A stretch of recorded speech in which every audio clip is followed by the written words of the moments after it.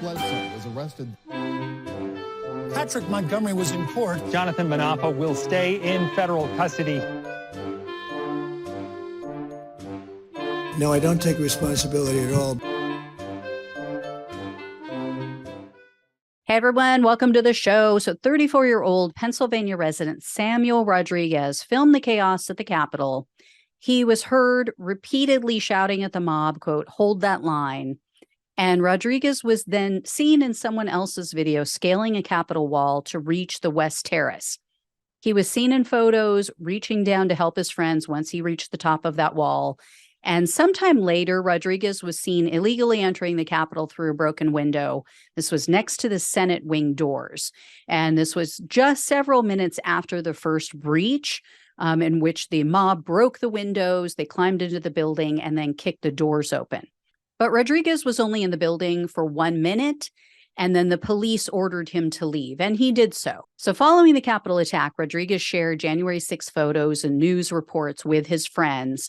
The photo of him reaching down to help his friends when he was scaling the wall had been published in the New York Times.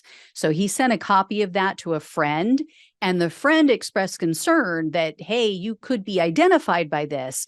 But Rodriguez wrote back, quote, "They'd have to investigate thousands." Guess what? So later, his friend messaged to say, quote, "I'm waiting for our pardon from Trump." And Rodriguez replied, quote, "LOL, me too."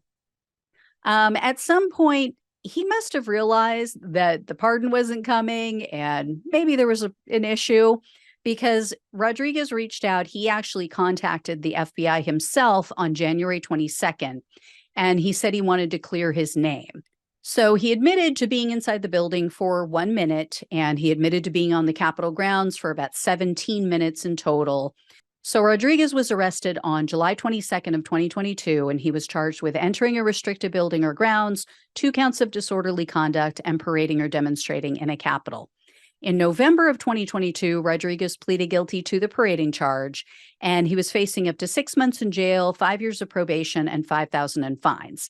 However, the prosecutor requested only 30 days of home detention, 3 years of probation, 60 hours of community service, and $500 in restitution. Rodriguez has a bit of a criminal history, though. He probably should have been recommended for more. It does sound like he's been given far too many chances over the years. At the age of only 13, he was hit with an assault charge. And then since then, he's had numerous dismissed charges for things like a DUI, stolen property, false swearing, theft by deception, and criminal conspiracy. And I should note, this is the guy who was seen in at least 2 photos reenacting the death of George Floyd with one of his friends who went with him to the Capitol.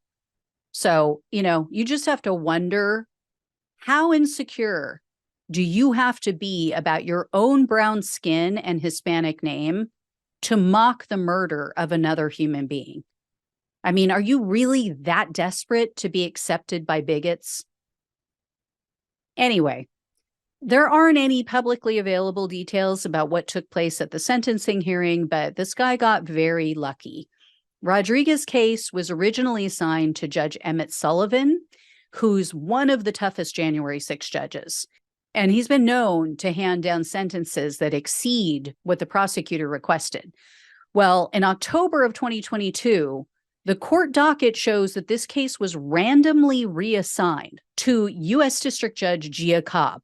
Cobb is the complete opposite. She is unbelievably weak. So once again, she disappointed. I mean, the prosecutor already asked for basically nothing, Netflix and chill for 30 days and some community service.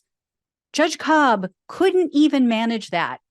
She sentenced Rodriguez to only 1 year of probation and $500 in restitution. She needs to go. When you're handing down sentences that aren't even as strong as Trump-appointed judges, something's up.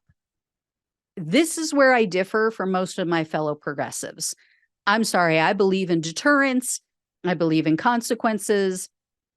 especially for someone like this who has been given chance after chance, and he obviously doesn't appreciate it. So this was absolute absurdity, and she should be ashamed of herself. She needs to go. Horrible Biden-appointed judge. It's totally weak and ineffective. So anyway, guys, I will let you know if I hear any more. Thank you so much for watching and listening. Please like, share, and subscribe. Please donate if you can. Love you all. Take care, and I'll talk with you soon.